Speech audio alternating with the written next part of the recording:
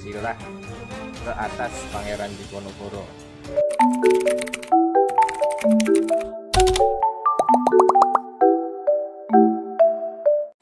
Tetapi biasanya yang dikupas adalah dari Sri Sultan Hamengkubuwono pertama ke atas, yang saya anggap teman-teman semua sudah tahu. Tetapi kali ini saya akan mengupas dari Ibu Ratu Ageng ke atas.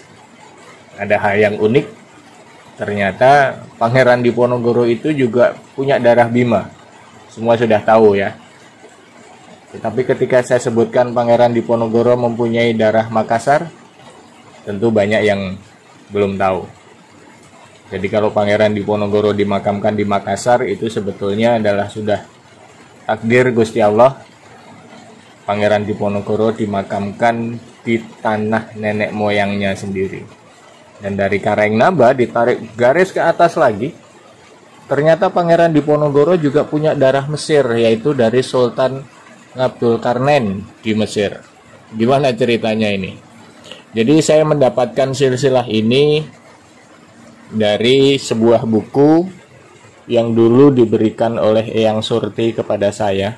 Eyang Surti itu adalah salah satu sesepuh di Trah Diponegoro. Beliau memberikan kepada saya sambil mengatakan, mungkin buku ini di tangan saya itu lebih bermanfaat daripada disimpan di rumah.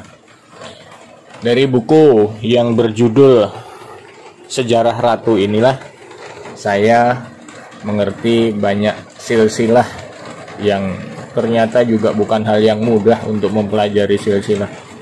Pernikahan antar keluarga, simpang siur, wah ini terkadang membuat bingung juga. Tetapi pelan-pelan saya pelajari, saya baca, akhirnya hal-hal yang penting bisa saya dapatkan. Nah, salah satu yang unik di sini adalah dari Kanjeng Ratu Ageng Tegalrejo ke atas. Setelah saya membaca buku Sejarah Ratu ini, saya baru tahu ternyata Pangeran Diponegoro juga mempunyai darah Mesir, yaitu dari Sultan Ngabdul Karnen di Mesir. Beliau mempunyai putra bernama Sultan Iska. Sultan Iska ini mempunyai putra bernama Sultan Kusni Yaib Musalah. Sultan Kusni Yaib Musalah mempunyai putra yaitu Raja Barjan di Goa, Sulawesi. Raja Barjan di Goa mempunyai putra bernama Sultan Mantara di Goa. Sultan Mantara di Goa mempunyai putra bernama Karaengnabe. Karaengnabe mempunyai putra bernama Sultan Malaku di Bima. Ditulisnya di dalam buku memang seperti ini. Kemudian Sultan Malaku di Bima mempunyai putra bernama Datuk Sulaiman. Di dalam buku Sejarah Ratu dituliskan bahwa Datuk Sulaiman ini adalah seorang pertapa di puncak Gunung Lawu, lalu diambil menantu oleh Kiai Wiroyudo di Jamus Sukowati. Sukowati itu sekarang ya di Kabupaten Ngawi. Datuk Sulaiman ini mempunyai 4 orang anak. Yang pertama adalah Tumenggung Sontayuda. Yang kedua adalah Nyai Honggoyudo. Yang ketiga adalah Kiai Terpoyudo. Dan yang keempat adalah Nyai Yasmi Saremba. Tumenggung Sontayuda mempunyai 3 orang anak, yaitu Nyai Terpoyudo yang dimakamkan di Kuncen, Yogyakarta. Kemudian mempunyai anak juga bernama Kiai Proyo Truno, makamnya di Cebongan. Kemudian anak yang ketiga bernama Kiai Honggodrio. Anak Datuk Sulaiman yang bernama Kiai Terpoyudo kemudian menikahi anak Tumenggung Sontayuda. Jadi di sini saya tuliskan Kiai Terpoyudo menikah dengan Nyai Terpoyudo.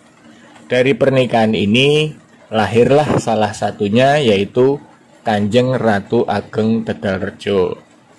Nah, kalau di dalam silsilah pernikahan mereka ini mempunyai 4 putra, tapi nggak perlu saya sebutkan di sini. Nanti ceritanya jadi panjang sekali. Kanjeng Ratu Ageng Tegalrejo ini adalah salah satu permaisuri Sri Sultan Hamengkubuwono pertama. Sri Sultan Hamengkubuwono pertama ini mempunyai 2 permaisuri. Yang satu bergelar Kanjeng Ratu Kencono, yang satu bergelar Kanjeng Ratu Ageng Tegalrejo. Dari pernikahan Sri Sultan Hamengkubuwono pertama dengan Kanjeng Ratu Ageng Tegalrejo ini lahirlah Sri Sultan Hamengkubuwono kedua yang nama mudanya adalah Raden Mas Sundoro. Sri Sultan Hamengkubuwono kedua menikah dengan Kanjeng Ratu Kedaton, yaitu putri Bupati Magetan yang bernama Raden Adipati Purwodiningrat. Raden Adipati Purwodiningrat ini adalah keturunan Bupati Madura yang bernama Cokrodiningrat II. Dari pernikahan Sri Sultan Hamengkubuwono kedua dengan Kanjeng Ratu Kedaton ini lahirlah Sri Sultan Hamengkubuwono ketiga. Sri Sultan Hamengkubuwono ketiga menikah dengan salah satu istrinya, yaitu Raden Ayu Mangkorowati. Dia ini adalah keturunan Ki Ageng Prampelan di Pajang, tepatnya di Majasto. Sri Sultan Hamengkubuwono kedua dengan istri Kanjeng Ratu Kedaton ini mempunyai 4 orang anak. Yang pertama adalah Raden Mas Surojo, yang kemudian duduk sebagai Sri Sultan Hamengkubuwono ketiga. Yang berikutnya adalah Kanjeng Ratu Kencono. Dia ini tidak mempunyai keturunan. Putra ketiga yaitu Kanjeng Ratu Hangger yang dinikahi oleh Patih Danurejo kedua atau Patih Sedo Kedaton. Putra keempat adalah Pangeran Mangkubumi atau Panembahan Mangkurat. Pangeran Mangkubumi ini yang mengikuti Pangeran Diponegoro di dalam Perang Jawa. Di dalam babat, Pangeran Mangkubumi ini diceritakan sejak awal, bahkan ketika terjadi pematokan tanah itu sudah diceritakan kehadiran Pangeran Mangkubumi di Tegalrejo. Di dalam babat juga Pangeran Diponegoro menyebutkan bahwa Pangeran Mangkubumi ini juga bergelar Panembahan Mangkurat. Pangeran Mangkubumi atau Panembahan Mangkurat ini kelak sebelum Perang Jawa selesai, beliau sudah izin kepada Pangeran Diponegoro untuk berhenti ikut perang karena beliau ini sudah sepuh, sudah tua dan mempunyai penyakit gondong. Ketika kembali ke Jogja, Pangeran Mangkubumi atau Panembahan Mangkurat ini kemudian tinggal di Tegalrejo, tempat di mana Pangeran Diponegoro dibesarkan oleh nenek buyutnya, yaitu Kanjeng Ratu Ageng Tegalrejo. Dari pernikahan Sri Sultan Hamengkubuwono ketiga dengan salah satu istrinya, yaitu Raden Ayu Mangkorowati, yang tadi sudah diceritakan adalah keturunan Ki Ageng Prampelan dari Pajang, tepatnya di Majasto, lahirlah 1 orang putra bernama Raden Mas Mustahar, yang kemudian ketika Raden Mas Mustahar ini menginjak dewasa diberi nama Raden Mas Ontowiryo. Dan ketika Raden Mas Surojo sudah duduk sebagai Sri Sultan Hamengkubuwono ketiga, nama Raden Mas Ontowiryo dirubah menjadi Bendoro Pangeran Haryo Diponegoro. Bendoro Pangeran Haryo Diponegoro inilah yang kemudian bergelar Sultan Abdul Hamid Heru Cokro Sayyidin Manotogomo Khalifah Rasulullah ing Tanah Jawi. Gelar ini beliau gunakan ketika melakukan perlawanan di dalam Perang Jawa yang berlangsung dari 1825 sampai 1830. Pangeran Diponegoro sendiri atau Sultan Abdul Hamid Heru Cokro Sayyidin Manotogomo Khalifah Rasulullah ing Tanah Jawi ini menikah 8 kali dan mempunyai putra-putri sejumlah 22 orang. Dari pernikahan pertama, yaitu dengan Raden Ayu Retno Madubrongto, lahirlah Diponegoro Anom dan Dipokusumo. Kemudian dari pernikahan kedua, yaitu Raden Ajeng Supatmi atau Raden Ayu Retno Kusumo, lahirlah Pangeran Adipati Diponegoro atau Diponegrat dan Raden Ayu Joyokusumo. Nah, saya jelaskan satu persatu. Putra tertua Pangeran Diponegoro, yang di sini saya tuliskan dengan nama Diponegoro Anom ini, nama kecilnya adalah Muhammad Arif. Kemudian ketika Pangeran Diponegoro sudah menggunakan nama Diponegoro, nama Ontowiryo diserahkan kepada Raden Mas Muhammad Arif ini dengan sebutan Ontowiryo Anem. Kemudian ketika Bendoro Pangeran Haryo Diponegoro yang pahlawan nasional ini sudah menggunakan gelar Sultan Abdul Hamid Heru Cokro Sayyidin Panotogomo Khalifah Rasulullah ing Tanah Jawi, nama Diponegoro diberikan kepada 2 orang putranya. Yang pertama adalah kepada Raden Mas Muhammad Ngarif atau putra tertua dengan sebutan Diponegoro Anom. Di dalam babat sering juga ditulis dengan sebutan Pangeran Diponegoro. Jadi kalau membaca di dalam babat ada tulisan Pangeran Diponegoro, di mana pada saat itu Bendoro Pangeran Haryo Diponegoro sudah menggunakan nama Sultan Abdul Hamid Heru Cokro, maka yang dimaksud Pangeran Diponegoro itu adalah putra tertua Pangeran Diponegoro. Kemudian nama Diponegoro juga diberikan kepada putra Pangeran Diponegoro dari pernikahan dengan Raden Ajeng Supatmi atau Raden Ayu Retno Kusumo. Nama kecil beliau, nama kecil Diponegrat adalah Suryatmojo. Kemudian ketika Pangeran Diponegoro sudah menggunakan gelar Sultan Abdul Hamid Heru Cokro Sayyidin Panotogomo Khalifah Rasulullah ing Tanah Jawi, Suryatmojo ini diberi gelar Kanjeng Pangeran Adipati Diponegoro. Jadi ada 2 orang yang kemudian menggunakan nama Diponegoro ketika Bendoro Pangeran Haryo Diponegoro sudah menggunakan gelar Sultan Abdul Hamid, yaitu Diponegoro Anom dan Pangeran Adipati Diponegoro, yang juga kemudian oleh Belanda diberi gelar Diponegrat karena gelar adipatinya tidak diakui oleh Belanda. Beliau ini mempunyai adik yang bernama Raden Ayu Joyokusumo. Yang dimaksud Joyokusumo di sini adalah Joyokusumo putra Ngabei Joyokusumo. Ngabei Joyokusumo sendiri adalah adik Sri Sultan Hamengkubuwono III tetapi lain ibu. Nah, Ngabei Joyokusumo ini punya anak yang namanya juga sama, yaitu Joyokusumo, tetapi gelar di depannya adalah Raden Mas. Nah, Raden Ayu Joyokusumo ini adalah istri dari Raden Mas Joyokusumo. Pangeran Diponegoro juga mempunyai istri yang bernama Raden Ayu Retno Dewati.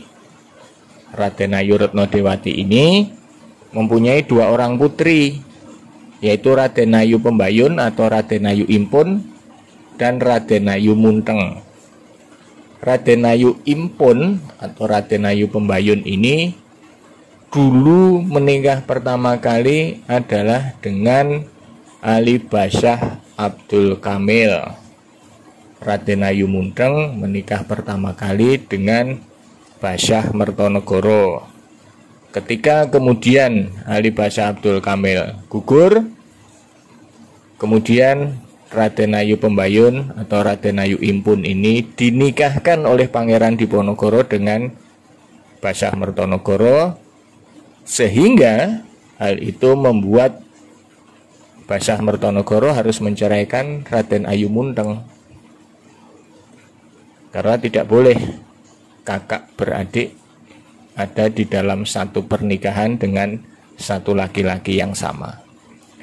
Kemudian Pangeran Diponegoro juga mempunyai istri yang bernama Raden Ayu Citrawati, yang mempunyai putra bernama Bagusinglon atau Raden Masodewo atau Pangeran Alip. Kemudian Pangeran Diponegoro juga menikah dengan Raden Ayu Maduretno. Ini istri kelima.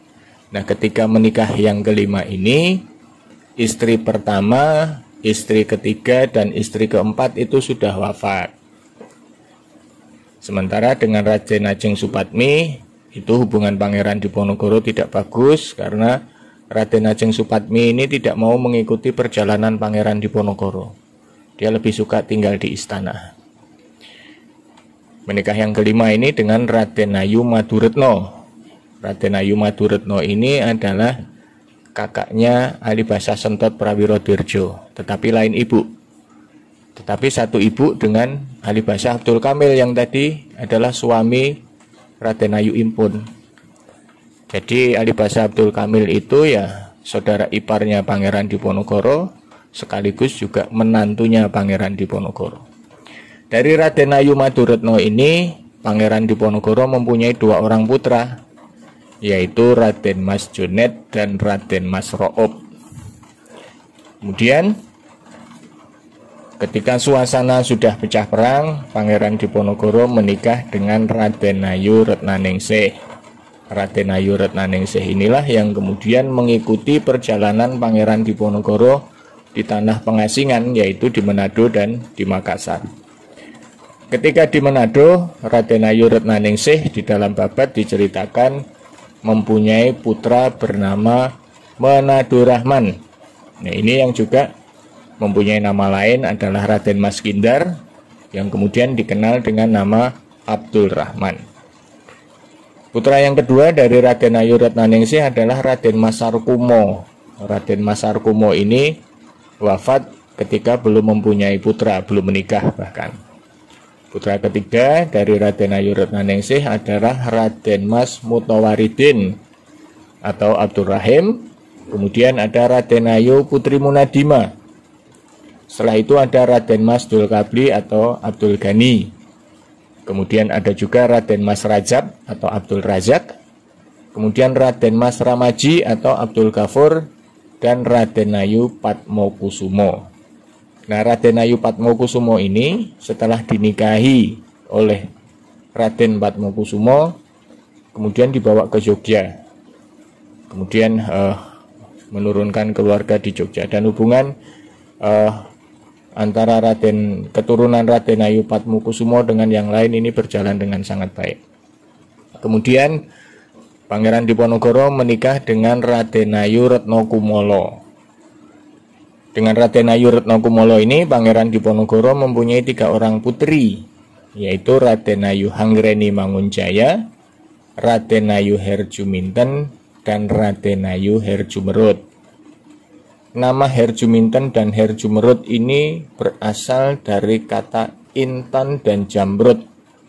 Jadi jangan dibilang ini nama kampungan, ini nama bagus sekali, Herjuminten dan Herjumerut.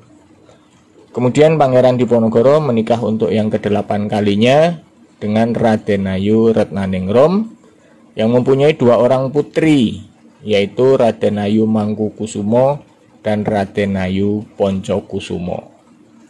Nah, itulah yang bisa saya ceritakan dari silsilah ke atas Pangeran Diponegoro dan silsilah ke bawah Pangeran Diponegoro sampai di putra-putranya. Jadi jelas ya, bahwa nama Diponegoro itu bukan hanya 1 orang yang memakai.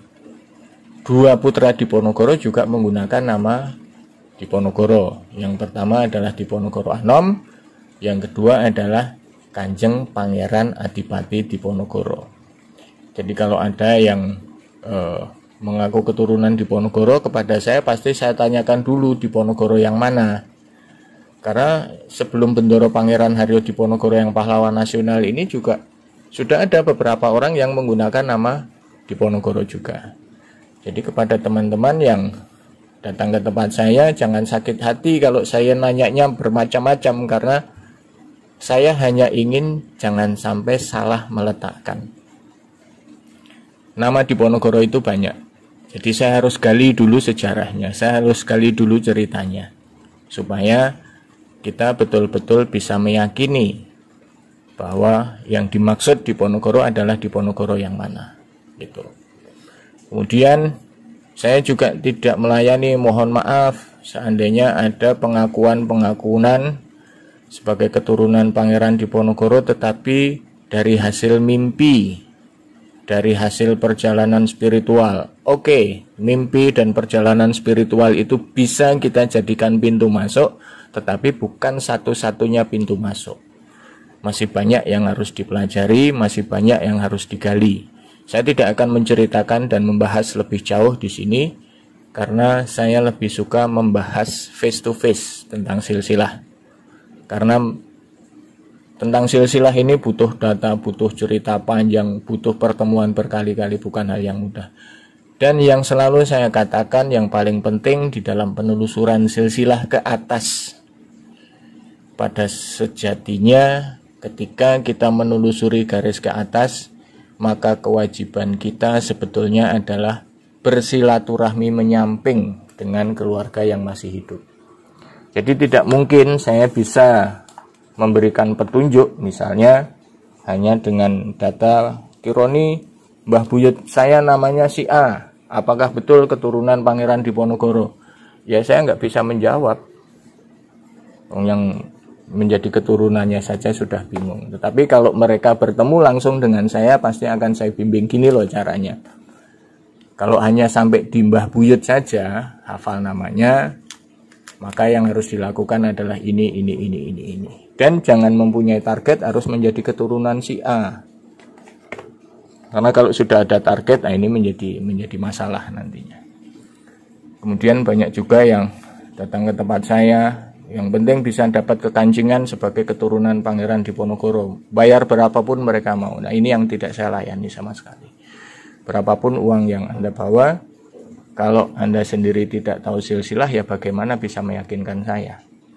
Bagaimana juga Anda bisa meyakinkan saya kalau sejarahnya saja tidak diketahui? Saya rasa itu ya. Jadi silsilah ke atas itu bukan sesuatu yang bisa kita bangga-banggakan, tetapi justru disitulah beban yang harus kita pikul. Dari satu garis, saya boleh bangga menjadi keturunan pahlawan nasional. Tetapi dari garis yang lain, saya ini keturunan siapa, saya tidak tahu. Jadi, tidak menjadi penting kita ini keturunan siapa. Tapi yang jauh lebih penting kalau menurut saya adalah kita kelak akan menurunkan orang seperti apa. Kalaupun sekarang kita sudah tidak mengenal Mbah Canggah, Mbah Buyut, Mbah Wareng dan seterusnya, maka kita mari sekarang berupaya dan berusaha agar anak, cucu, buyut, canggah dan wareng kita masih mengenang kita semua. Itu artinya kita sudah menjadi orang yang patut dibanggakan oleh anak, cucu, buyut, canggah, wareng, dan seterusnya. Terima kasih. Mudah-mudahan bisa memberi inspirasi dan bisa memberi pemahaman yang baik kepada kita semua. Assalamualaikum warahmatullahi wabarakatuh.